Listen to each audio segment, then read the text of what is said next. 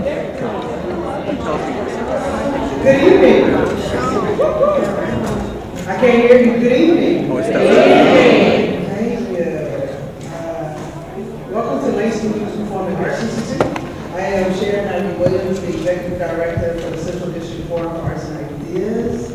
And I am, this is my first time saying this out loud, I am the outgoing co-chair of the Seattle Arts Commission.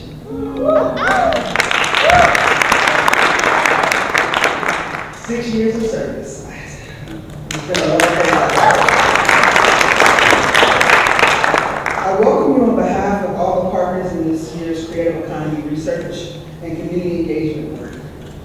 We're pleased to share an update with all of you this evening. The Office of Arts and Culture, the Office of Film and Music, the Office of Economic Development, the Seattle Arts Commission, and the Seattle Music Commission all welcome you and jointly acknowledge that we are on indigenous land, the land of the Coast Salish people.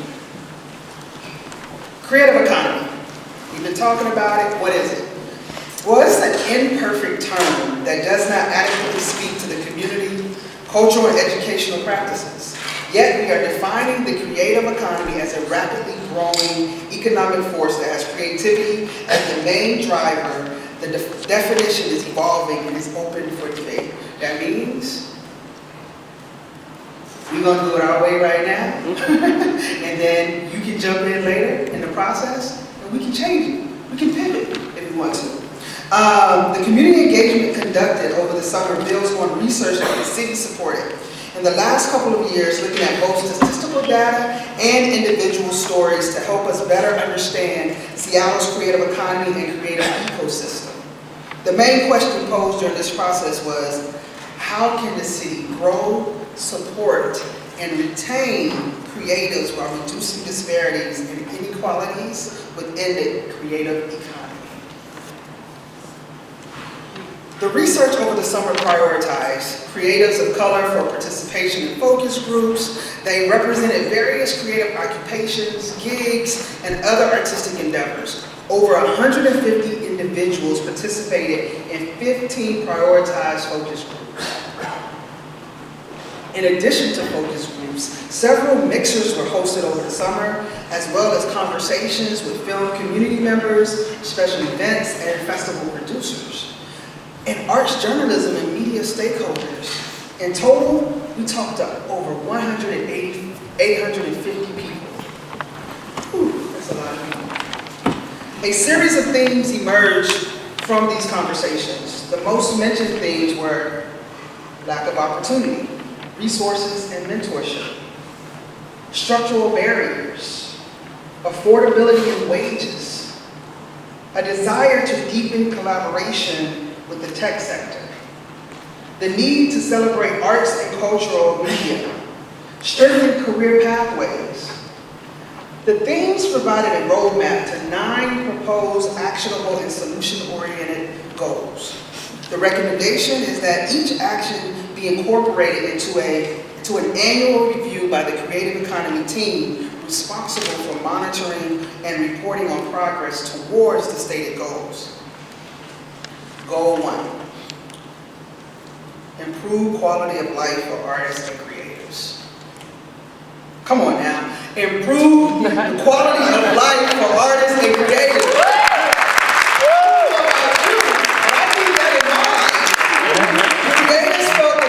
Must take the lead in creating a culture of reverence and respect for the vast creative community. RESPECT, us.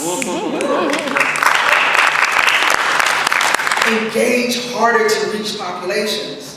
Community engagement and mixer events reached over 850 individuals. And this was on purpose. This is a multi-ethnic, multi-generational, and multi-arts genre group of creatives who want to use their skills and experiences to inform the work of our city government. I mean, that's the only way to go. Creatives have always informed government. Creatives have always told our stories to change the way people see different social issues in society. Goal 3. What y'all laughing at? Oh, so cute! Enhance existing initiatives and create new initiatives. You remember when you first started Chia and you was amazed when you saw it on TV and then, yeah, I remember those days. Further, explore the recommended actions for incorporation into existing, expanding, or new opportunities. Use specific opportunities and existing models for increased support to existing assets. Basically, just because it's never been done before doesn't mean we can't do it. Goal 4. Access to artistic and creative workspace. I don't know about you, but I need a place to rehearse. I need a place to think. I need a place to collaborate with other people. Actively develop and implement innovative approaches to improve housing and affordability, venues, and workspaces for creatives. Continue implementing the CAT report best practices. If you haven't heard of the CAT report, it outlines 30 ideas for the creation, activation, and preservation of cultural space. You should check it out. It's on the website, right? Thank you. It's on the Office of Arts and Culture website. Goal 5, bridge artists, technology, and creativity. To develop and execute comprehensive and sustainable activities that retain and promote a creative economy within the city. There must be good understanding of the diversity among artists and their relationship with technology and creativity. I mean, you can't play that video game if you don't have a creative artist working on it. You can't sell that video game if somebody doesn't make that cover for you. You know what I'm saying? I don't think y'all hear me. Okay, I don't think they're ready. They're not ready. Y'all not ready. Y'all not ready. Goal 6. Strategically align the work of the commissions. The Arts and Music Commissions and their members are key stakeholders in the upcoming work of the creative economy in the city. Although they are independent bodies working with the city, they should be activated to further develop the policy actions together. And if you didn't know, arts commissioners and music commissioners are volunteers, and we are advisors to the Office of Arts and Culture. Office of Arts and Culture. Goal 7, build more strategic collaborations across city departments. As the Office of Arts and Culture, Office of Film and Music, Office of Economic Development, Seattle Arts Commission, Seattle Music Commission continue to develop their collaborative and inclusive creative economy strategy. All of the independent bodies of work should be used to further develop final policy actions. Prioritize strategies to address the most frequently mentioned themes. Goal 8, stimulate innovative thinking. Following the research conducted by a group of University of Washington Evans School grad students, build upon the strength of grounding any action plan in relevant criteria that bolsters the analysis and stimulates innovative thinking in the Arts Office. That means that the Office of Arts and Culture are willing to make pivots and adjustments as they go along in the process. Goal 9, integrate existing research and data into decision making. I don't know about you, but I filled out a lot of surveys. Yes, and that was not in vain. We recommend that the sum of all relevant studies that happened this year be interlaced with the findings outlined in the roadmap. Report to create an overall strategy. Since the community engagement process concluded, there has been a joint commission retreat of the Arts and Music Commissions to plan our collaborative work and our work with the Office of Arts and Culture, the Office of Film and Music, and the Office of Economic Development. Everyone is invited. See, let me make sure you hear me. Everyone is invited to continue your involvement in this process. This is not a process about one person or one group. This is a collaborative process. Because if we're going to get it right, we all need to be at the table to have the conversation. And so when you get an opportunity, I'm happy to see everyone here, but there should be more people here. You know what I'm saying?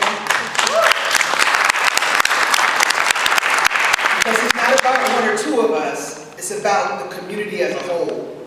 So when you go back to talk to your friends, encourage them to come to a mixer. Encourage them to come to the table, because we can't do this work and get it right without everyone at the table.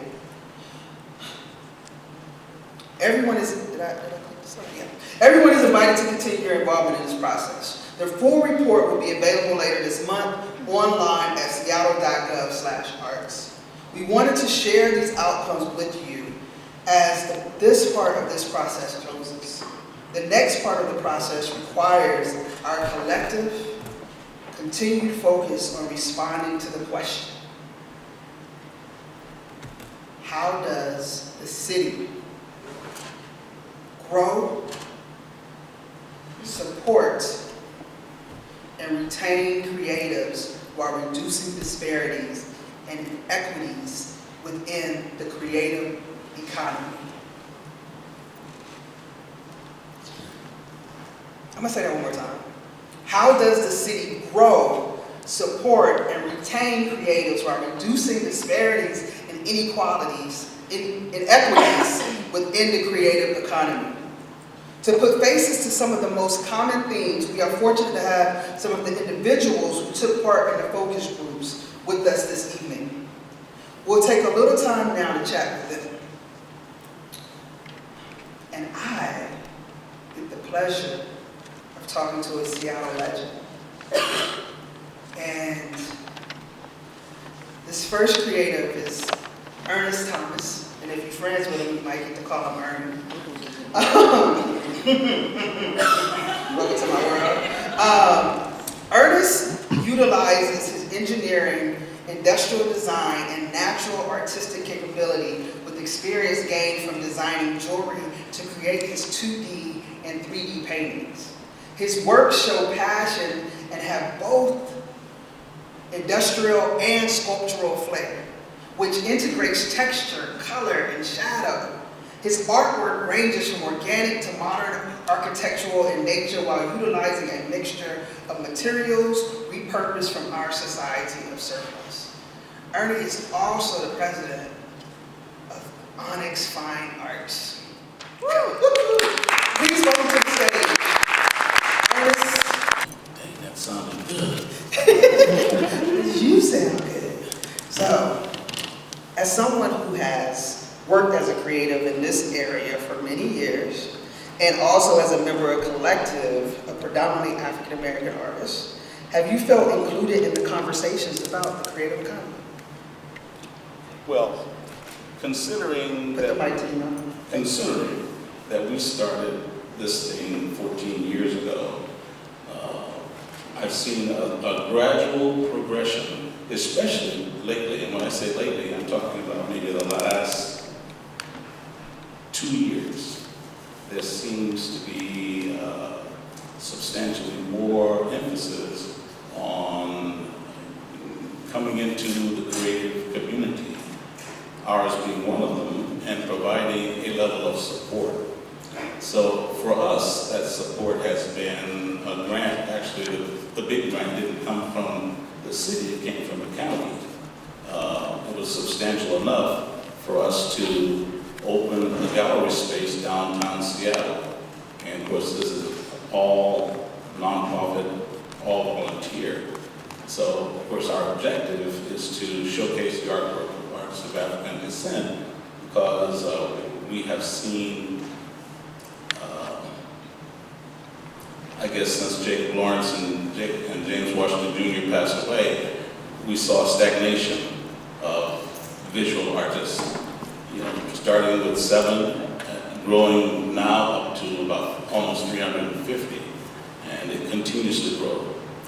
So I'll say I've seen a gradual increase, but there's still a lot more remaining.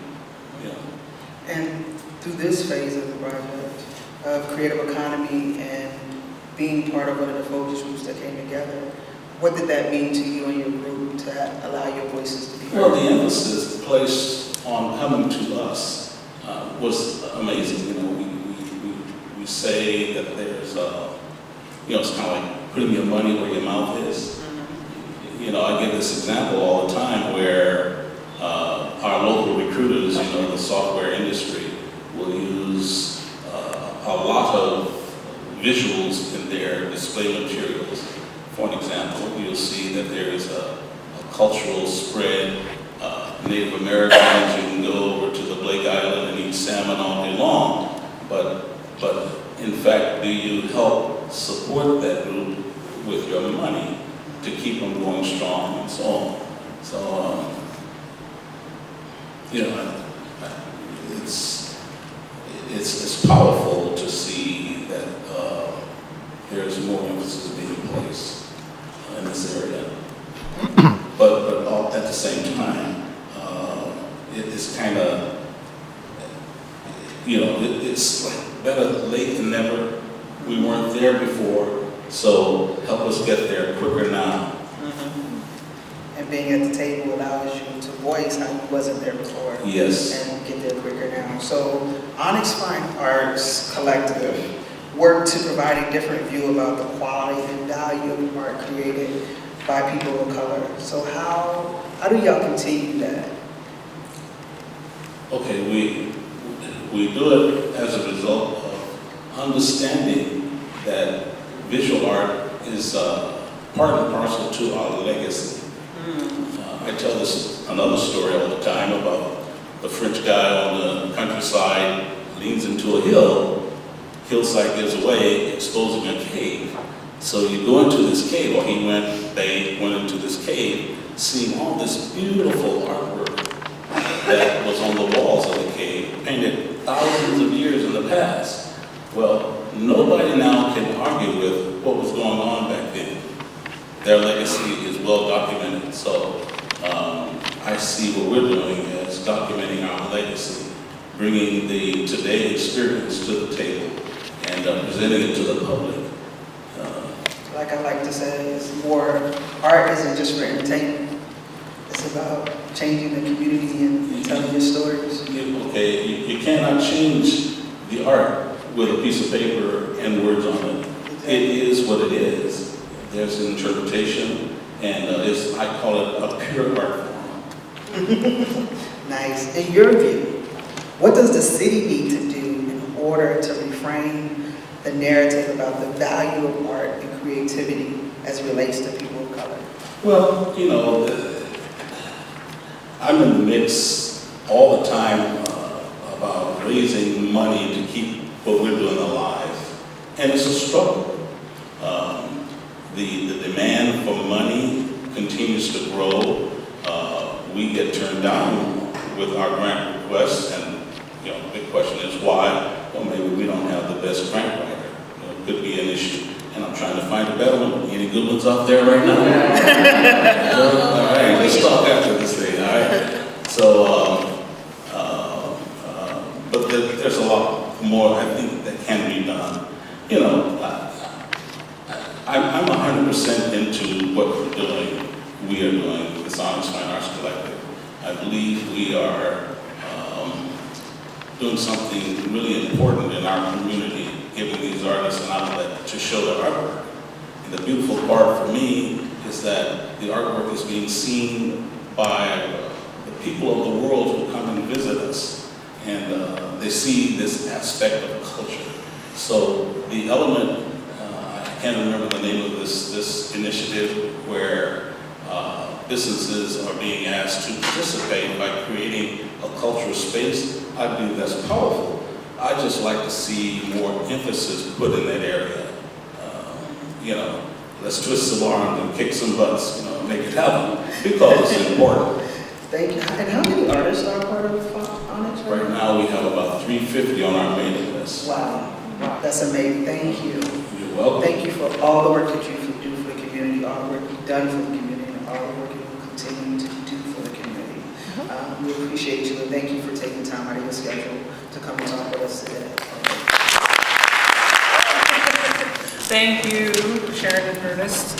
My name is Reese Tanimura, and I'm the chair of the Seattle Music Commission. And and I'm here with Zozier. I can give you a little bio. Zozier is a singer-songwriter and a music bender with an alluring voice. I know that's true. I've heard you sing, and it's amazing. Thoughtful lyrics and a guitar. Music grounds this Georgia native as he makes his way through the Puget Sound. We're glad you're here.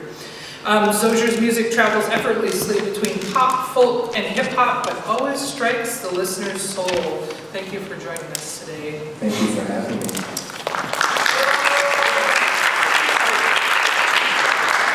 I'm doing a lot of assistance. Thank you. Like I said, I think the first time I heard you was at a youth mixer, one of our first mixers and open mics. Yes. And so it's so great to have such a fantastic artist, but also activist and somebody who's really like in it in the community. So you're really active in the youth and young adult creative community, and you've also participated in one of the focus groups. Yes. What kinds of youth opportunity would you say are most needed in Seattle right now? That's a really good question. I have two things. First things first is there need to be more mixers for youth. Just because, as Sharon said earlier, though it's great that we have a lot of people here, I would love to see more young faces, especially to learn about their industry. So learning how to plan. And if you're creative and if you're an artist, you know that your mind goes everywhere 24/7. The second thing is that Seattle needs to do a better job to help youth get on the bigger stages, because that will push them to keep on going forth with their dream.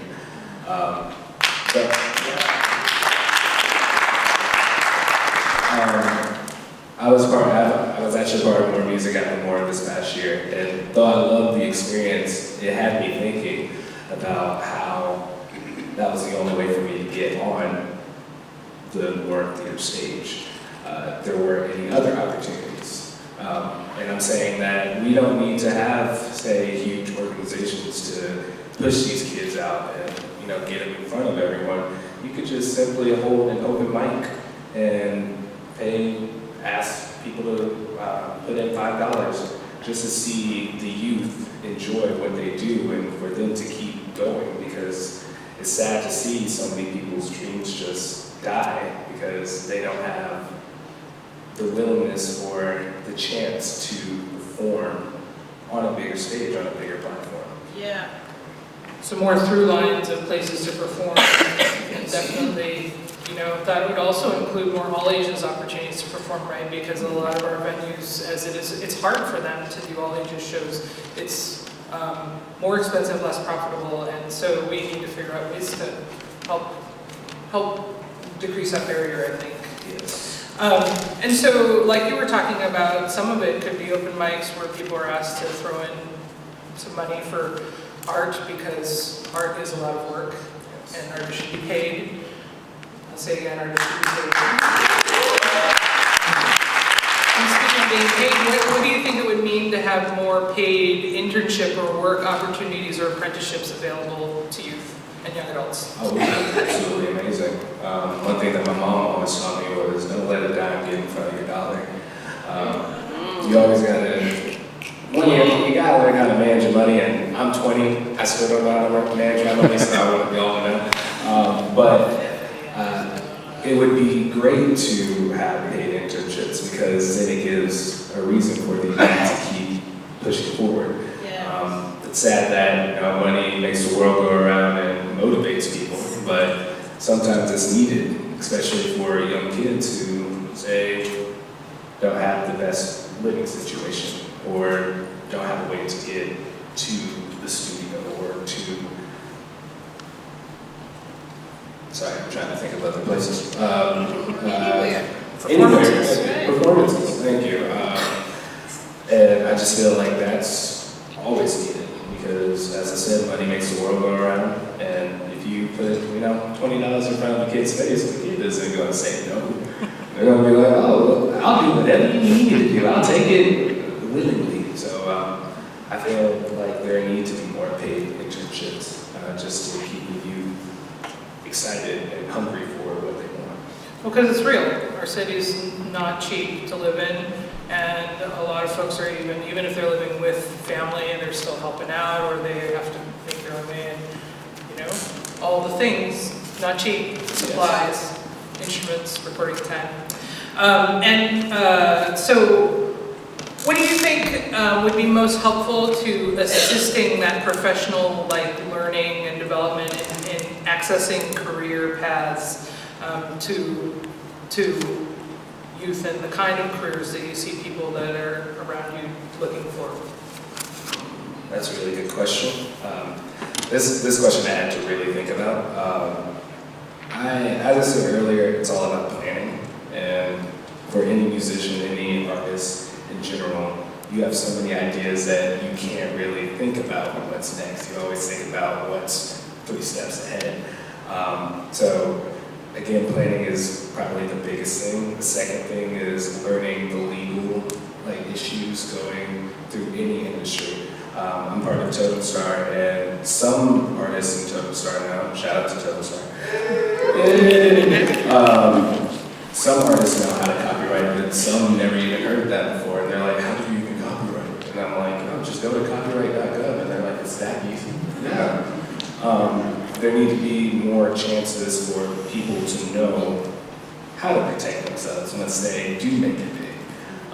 And I mean, you saw it with Lil Nas X. Lil Nas X had one of the biggest songs ever, and then one of his old songs, somebody came around and was like, hey, you stole my sample. And then he's gone for about 3 months right now, just because he's trying to get everything together. Another thing is learning how to make an LLC. I just made an LLC recently.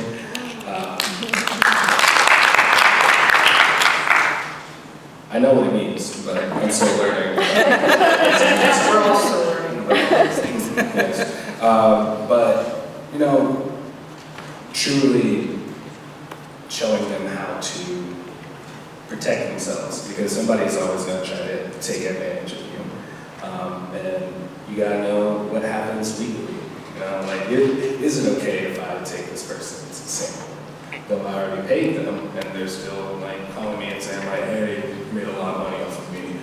I want half of your money just because you took my idea.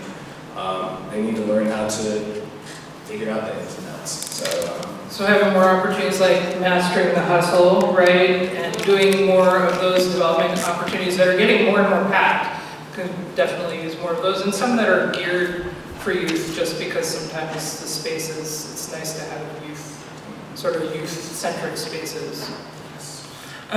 One more question? We have time. Okay.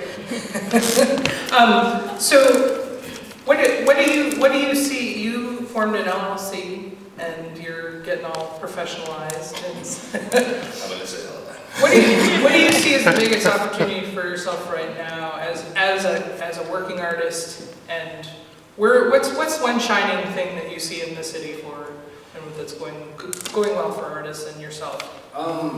I will have to say, though, there are not a lot of opportunities in Seattle. I came from Augusta, Georgia, so there's no music scene. Woohoo! Yeah, Disgusta, that's what I like to call it. Sorry.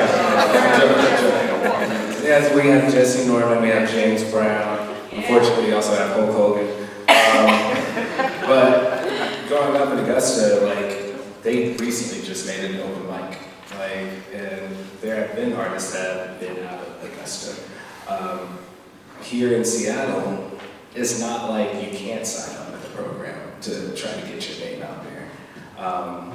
And I may be going off the question because I didn't see that last question. No, this is spontaneous. Oh, okay. I will have to say that, again, Seattle does give out opportunities that many places don't give. If you go to Atlanta, a pop artist couldn't really do anything unless they change their genre to say country, rap, or gospel. But here it's just all around. It doesn't matter what you play. You can play grunge. You can blow out my ears. You can play lollipop music, and we'll still support you. And I think that's the best thing about it in Seattle, is that, especially since I have Totem Star, since I have more music, since I have even the Seattle Music Committee, is that you will always have people that will support you and lift you up. And I feel like that's... Thank you so much, Sojourn. My name is Priya Frank, and I'm the chair of the Seattle Commission. Yeah. And I am so excited to introduce an amazing artist in our community and friend, Isabella Price. Hi. Isabella is a filmmaker, a writer, a podcaster, a host, performer, and YouTuber out of the Pacific Northwest. She's spoken at PAX Prime, Emerald City Comic Con, Geek Girl Con, New York City Comic Con, and Blanket Fort Films, and her topics include the intersection of race, sexuality, and gender in the fandom community. She currently is hosting a monthly live show, Nocturnal Emissions, and working with Langston Hughes on the Fade to Black series. Thank you so much. Thank you. So you do so many incredible things: a performing artist, a curator, podcaster, and horror media expert. Thank you.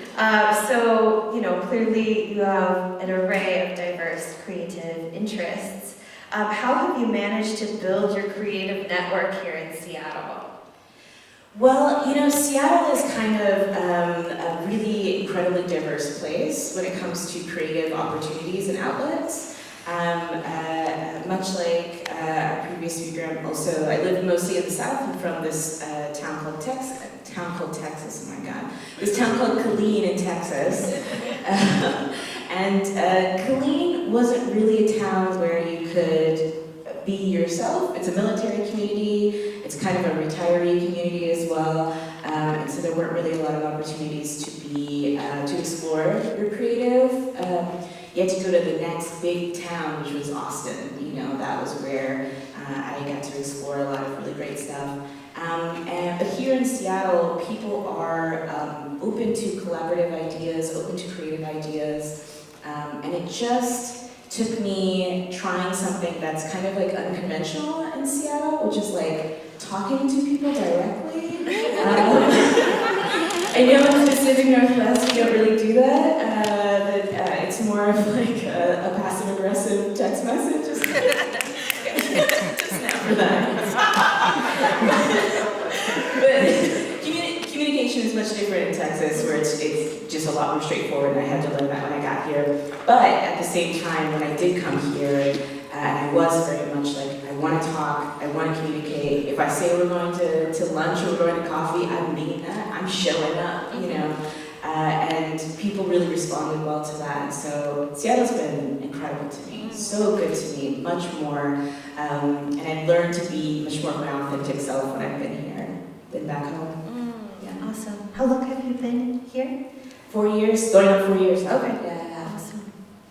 So with your creative and tech skills and interests, what are some of the challenges you've faced as you've sort of attempted to interact with the vast tech community here in Seattle?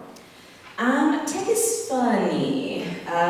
So a lot of the stuff that I do currently, it is kind of collaborating with different tech companies, mostly with video game companies.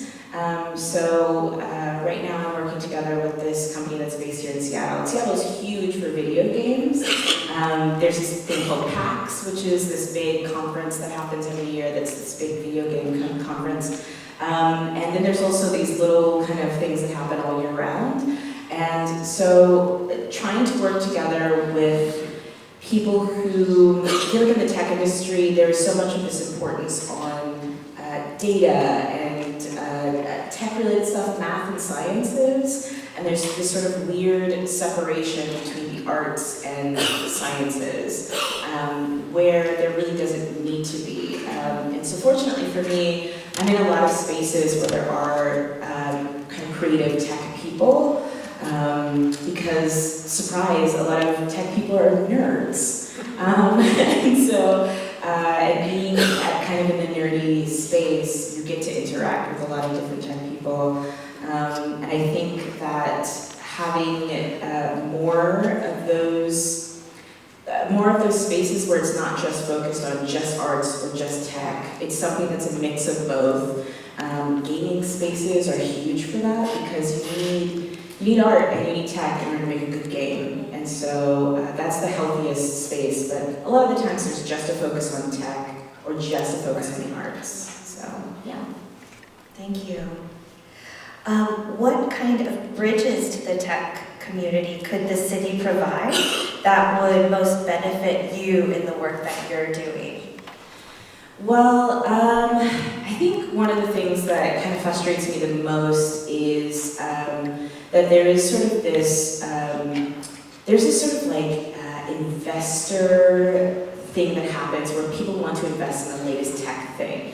People are really hungry for what is the new Uber, what's the new app. App building is a really big sort of a thing. You can make one app and then you could retire as a multimillionaire. And it doesn't translate over into investing the same way into arts. And I wish I could see the same kind of fervor that people have for tech and investing financially in tech as they do for investing in the arts. And tech seems to, and I understand that Seattle wants to have so much of that tech sector and they want to encourage that and they want that, but at the same time, to have a conversation between those two, kind of between artists and tech sector when it comes to finances. And I know that's easier said than done, because like, money is always a big conversation, right? Like we need money, you know, and artists working need money so badly.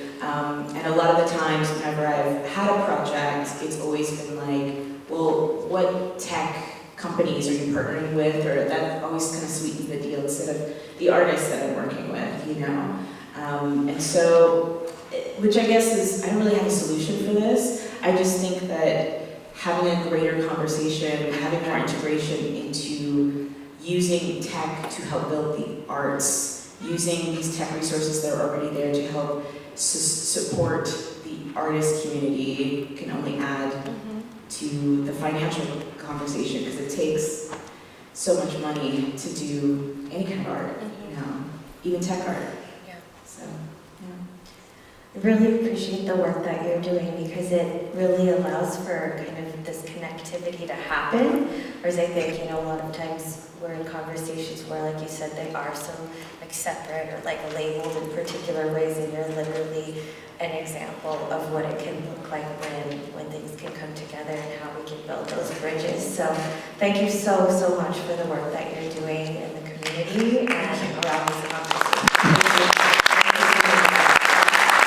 My name is Tim Lennon. I'm the Executive Director of Langston and a member of the Seattle Music Commission. In my role here at Langston, based here in this building, our mission is cultivating Black brilliance. And one of the best aspects of my job is I get to meet really amazing Black artists and share them with folks in this room.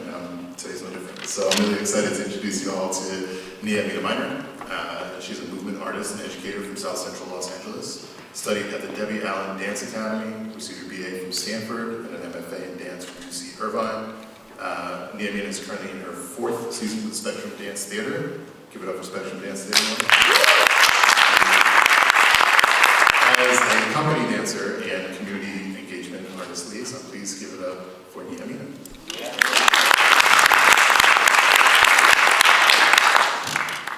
So Nia Amina, it's no secret that Seattle is hard cultural worker, hard for anybody, given how expensive things are. And I wonder, as an artist working in a company setting, which can often be seasonal, what are the greatest challenges you face with affordability living and working in this town? There are some challenges. I think maybe just the end of that question, affording to live and affording to work here, is something that I'm constantly thinking about. Affordable housing is definitely an issue. I mean, when I moved here 4 years ago, it was a big issue, trying to figure out where to live and how to make that work with the income that I'm receiving and the profession that I'm engaged in. And what I noticed was the options are few and far between. They're hard to navigate. It's hard to know what resources and who to go to get answers. So you often talk to your community about things. People, hook you up with this, and they hook you up with that, tell you where to live, tell you where you should look at, tell you what to look out for. And then you end up in these places where you're competing with all these low-income families for these few units.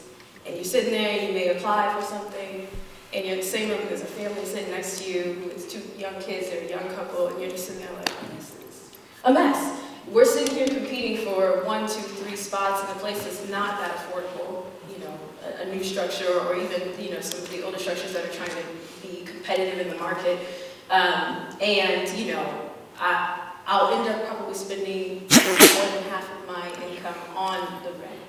And so then it becomes a situation where I'm trying to afford to live in the city, but how am I going to work? I dance for a company, but I also make my own work, and I'm also involved in independent projects. And so it then becomes the question of how am I going to afford to make projects, right? How do I fund my projects? Where am I going to get the income to do both, to live and to work? And so that's something that I'm constantly navigating. You know, and it can look a lot of different ways, especially when you're involved in seasonal work and gig work, and I'm sure a lot of artists in the room know that, you know, each month can be a little bit different, or each season can be a little bit different. But what's consistent is that it's hard to live here, it's expensive, and, you know, the market is kind of, there's like this feeling that you're being preyed upon by the market. All of a sudden, things like, you know, a $2,400 a month studio sound reasonable, and you're like, wait a minute, that's not reasonable. You know, so you kind of are in this place where you're walking into realities at the same time. Wow. So you mentioned that you have a lot of other creative projects. I imagine you also have a variety of strategies just to fund those projects and fund your daily life, and that expensive ass studio. Oh, I don't have a studio. I saw it. Walked away. Yeah. Wow. So what kinds of things do you have to do to make ends meet? Like what are you doing to bolster your sort of day job income, to fund the creative projects that you're trying to do on top of your day job, and just, you know, make it work? Yeah. I think that I'm really kind of lucky. I have, like you said, my bio, I have kind of 2 positions at Spectrum. One is a company artist, and so I dance for them full-time, and then I'm also engaged in community engagement there. And that's not always the case. You know, it's not always the case that a dancer can find different avenues of the company that they're working in order to bolster their income. So on the side, I often teach workshops, teach classes, I perform with different groups. You know, I may choreograph for film. It becomes a lot of like accepting work, like you're accepting work. I'm never saying no, right? And so that means that sometimes your capacity is quite full. You know, because the feeling that you're not making enough is kind of back here. And so that does have an effect on how you make work in the projects that you choose to do. There's a lot of exhaustion, a lot of like physical and mental toll, because the profession is physically demanding. And so, you know, you deal with that kind of psychological aspect of, you know, well, how am I going to make ends meet? You know, this gig is up in 3 months, what's going to happen, you know, next? You know, and some of my colleagues do the same thing. It's not rare for people to leave a full day rehearsal and go to another job for multiple hours on end, you know, Monday through Friday and on to the weekend. And that, I think that is something that people are familiar with hearing, but when you live in a city like Seattle and, you know, you wake up to the fact that this is kind of a self-fulfilling myth, you know, that the artist has to sacrifice all this, and the artist has to struggle all this way to make this great work, and you kind of, you know, you start to question that. And is that really what it has to be? And if so, can we move past that? What are the solutions that we can build to move past that? Because that clearly didn't work, you know, and doesn't work. And it's also not sustainable. And artists will burn out or leave very quickly, you know. Indeed, and there has to be a better way. Yeah. And surely the city of Seattle should play a part in that. So I wonder what your thoughts are on how the city could better support the needs of you and the folks that you work with and create with, so that you can continue to contribute to the city. I think anybody who's ever seen you perform or your company perform would doubt the immense value that you bring to this community. What can the city of Seattle as an organization do to recognize that, honor it, and hold it up? That's a really good question. There's a sense that, you know, obviously artists need recognition and encouragement in the financial form, right? especially arts institutions, so that they can pay their employees more, make sure that they have health care and all these things. Because the simple fact is that artists support other artists, and we often work collectively and collaboratively. And we often organize collectively and collaboratively, and we fortify that way too. So when artists start, you've got friends that leave, friends that left, people coming in and out, you get the sense that the community is spreading out, and you can't find the centralness of it, right? Because Seattle, everyone knows it's true. Seattle, and my partner was born and raised here, but artists, writers, filmmakers, visual artists, they've been here. They've been here and they've been creating the network that that someone like me who's not originally from here jumps into and dives into and tries to learn from this rich history here. And so what happens is that gets spread apart and that is undervalued, and people look around like, well, what happened to so-and-so? What happened to this institution? And so I think that the city of Seattle right now is investing so much in corporate jobs and luxury infrastructure, but not investing the same way into the arts community, arts institutions, and the people that have been here. Because what's going to happen, and I'm from Los Angeles, jobs are going to come and go, businesses are going to come and go, and the artists are going to be there. So what happens if you're not fortifying the arts community that whole time? There's no saying what corporations will be in Seattle in 20 years. It's Boeing to Amazon. It's no telling what's going to happen. But the artist, the music, the history, the lineage is present in the work and in the people. And so I think that is a big deal. That's a big idea, and maybe the city can figure out how to navigate that with some emphasis on the financial side, right? But obviously, housing. That's a big issue. The city can do things about it, and I think that commissions have the ability to advise in that way, put pressure in that way, so that the public, feels that they're supported in that way, and possibly grants or some funding that's aimed at financial assistance as well. Not just project specific, but knowing that artists got to figure out how to meet the ends to get the work done. And so those are a few of us. I know it probably sounds like really quite, depressing. But, it's a reality, maybe not a depressing one, but a truth. And so, I think if we wake up to that. No, there's nothing depressing about it. Yeah. We as, members of this community have needs, and the city government is, responsible for meeting those to the extent that we can push them to do so. And so there's nothing crazy about that. And I think it's beyond city government and commissions. I mean, there's everybody in this room has the ability to push the city towards helping us out, towards doing its job. While we're waiting for the city to do that, what can the people in this room do? We're going a little bit off script here, but what can the people in this room do to support the work that you're doing? Do you have any upcoming performances, classes, projects that you're really excited about that these folks can buy tickets to go see? Yes. My boss has a retrospective right now, Donald Byrd at the Frye Art Museum. That's one way of supporting an artist. That's free. You don't have to buy tickets to that. But just show up and put emphasis on the fact that artists should be championed and celebrated while they're alive. Okay, so We're doing the Harlem Nutcracker at On the Boards. That's coming up December 12th next week. Next week. we will all see you there. December 12th through the 15th. And then I do want to put in a plug for Danny Terrell, Black Boys, Valentine's Day. You should support that. Show up, show out, because that's a local artist filling the more, and we need to show them what it's like to put local art on these stages. Awesome. Vivian, thank you so much. Thank you, everybody, out in the audience, for listening. As you've seen, this is a reflection of several months of community engagement. Community engagement doesn't end tonight. You all are the community. Let's continue to engage the city. Let's continue to work with them to figure out how to best serve all of our respective needs, all of our collective needs. Now we've got a little bit of time for all y'all to join the conversation. You can see there's microphones on either far aisle. If you want to queue up behind those, we'll shift some chairs around real quick and get some of our illustrious guests here to take some questions.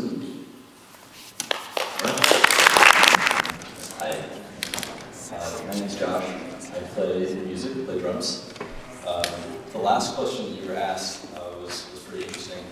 how do we get musicians or artists in general to be paid for their work? And I wonder, like, is there a way for us all at the same time to just stop doing it for free? To just like not take gigs that we want?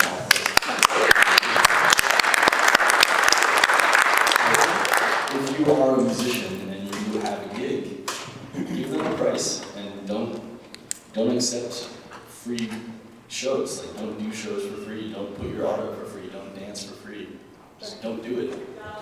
That's easier said. I was gonna say, I mean, I definitely agree. And But how do we I- organize? Because if there's anyone who's doing Right. it for free, then that's, that blows the whole thing, right? I think that's the biggest issue with that is that a lot of artists aren't unionized and we don't have any kind of formal organization to protect ourselves once we make that decision. Right. And so artists who do often stand out on their own to say those things are, you know, they get the brunt of an impact, which is no work. And so I think I agree, I don't work for free anymore. But a 21-year-old Nia was not in a place where she could do that, right? Right. And so I think it's a conversation like educating and also organizing so that people feel supported, you know, when they make that choice, that people have their back, that there's some fun. I kind of feel it's kind of tough, right? Because it's like some people I really like doing their stuff for free. I feel like you can kind of decide, right? Who's lowballing you and who needs the art? Like, who do you want to perform for and who do you want to see your work and who do you want to connect with? Because sometimes I do stuff for free. I'm a burlesque performer, which is what Nocturnal Emissions is. I'm so sorry that offends you. But in the burlesque circuit, we've decided that we won't take a certain, as performers, we will not be paid under a certain amount. And that took us all kind of getting together and being like, what is the minimum that we will accept? And we do not accept anything under that. But if there is something that I think that I value, or an audience that I think really needs my work, but then there are some times where I've been lowballed, like Amazon's lowballed me, and I'm like, you could pay me. So I guess you just spread the word, right? Like, Yeah, talk to people, yeah. So you guys had a meeting. Cool, thanks. Hi, I'm Danny Schwartz. I'm the founder of Showground. I do a lot of stuff in the music industry. I guess what you were saying earlier, that like we have all these artists kind of supporting all these other artists in this community. What do you think is like a good way that we could bring more of the community together? Like there's people who are working at Amazon like out to support the arts and music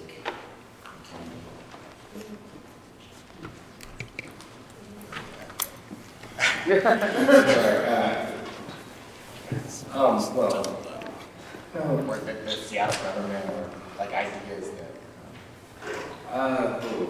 Well, I'm a young so I can't think of many things. But I would think maybe it seems far-fetched, but also like a parade or a local music fest. And trying to get some of the bigger corporations as Amazon, Microsoft, because they have a whole bunch of money, I feel like they wouldn't have any problem with giving artists money. And if they do, well, they need to, I don't want to say that word, get their stuff together. Just a quick shameless plug. Inkscape Arts Bash, or the Big Building Bash next year. I'm helping organize it. It is a non-profit music festival where all the proceeds do go to the performing artists, and that'll be in June, so keep your eyes out for that. But yeah, Basic principle of business is you have to market the H out of it. I've been talking lately about writing more about, spending more time writing and marketing art-related stuff. So to the extent that the city can do that, or some other government organization, I don't really know, but I know if you pump more money into something, typically you get more results back. I can tell you that we had this exhibit Randy's here, and we had this exhibit at the King Street Station 2 years ago. And after we got this review from the Seattle Times, can't remember the name of the art critic, but we had like a huge uptick in visitation and a huge uptick in sales. So I know that works.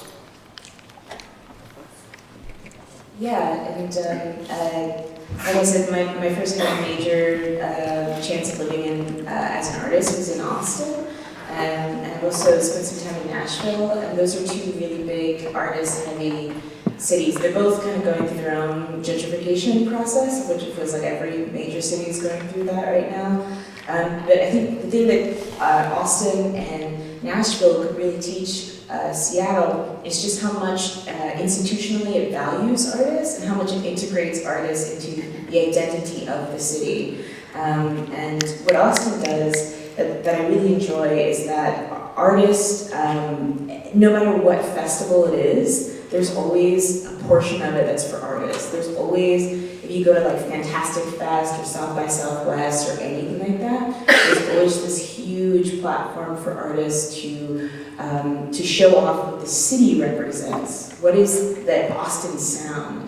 And I feel like Seattle's kind of lost that in the past decade or so. What is the Seattle sound? You know, it's so much about like the grunge, and it's like, that was 20-some years ago. Like, no offense, grunge is cool, but at the same time, it's like, it just feels like Seattle the city has lost its identity when it comes to art, and I think the city needs to find that again. So, yeah.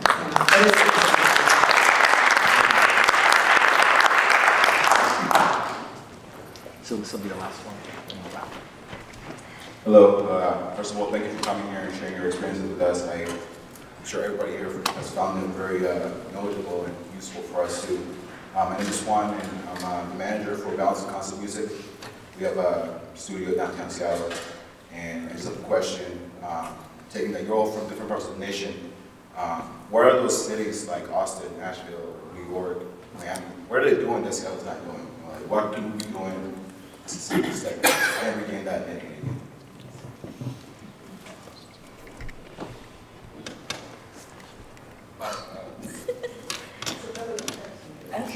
Well, I mean, just going off of kind of, what I was saying before, it's not that Austin is like any better or Nashville is any better, because they have their own issues. But, you know, at the same time, the Austin film is really rad right now. Like, Austin has been doing a lot of really amazing things. And Atlanta also, like the South has been doing, so I write about films and I try to make films as many times as I possibly can. It's time and cost prohibitive. And it's been really tough to make films while living in Seattle. But, you know, in other places, in Austin, Georgia, Alabama right now is a great film community. It's this idea of like, of investing back into the city. So Atlanta right now is having a huge film boom.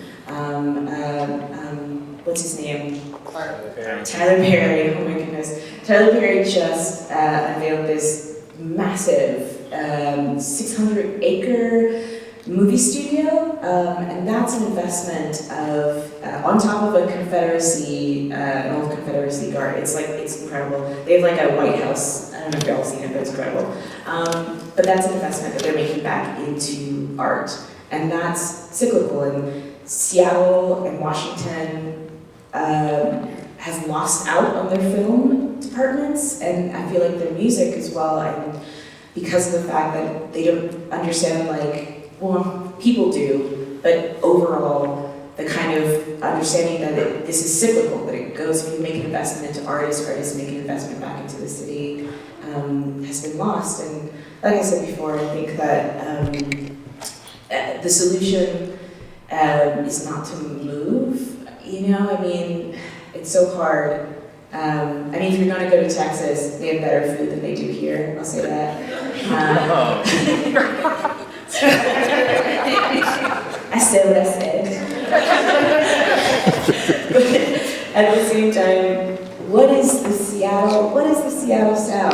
is Seattle doing? Like, who is the, it can't be Macklemore, you know, just, like, I feel like, I don't have the answer to that, and I feel like as artists, we need to have a conversation. What are we doing? What are we representing? What are we bringing? What is our image? If you're gonna market yourself, like you said, what are we marketing to the world? What is special about here? What's special about us? There's so many things that are so special about us, so why don't we as artists get together and highlight that? And that's something that we can do together. But yeah, if you're gonna move to Texas, Austin is the one decent place. They have good barbecue.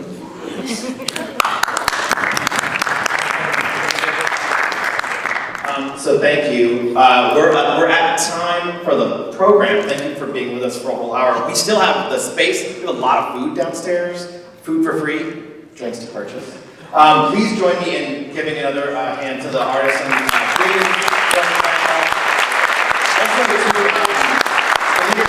and Music Commission who put a ton of time, not just tonight, but into the last 6 months of organizing this work. To Miss Vivian Phillips, to Aileen, to Alex Rose, a lot of people put their hands on putting this together. We are, to restate something Sharon said earlier, still really early in this process.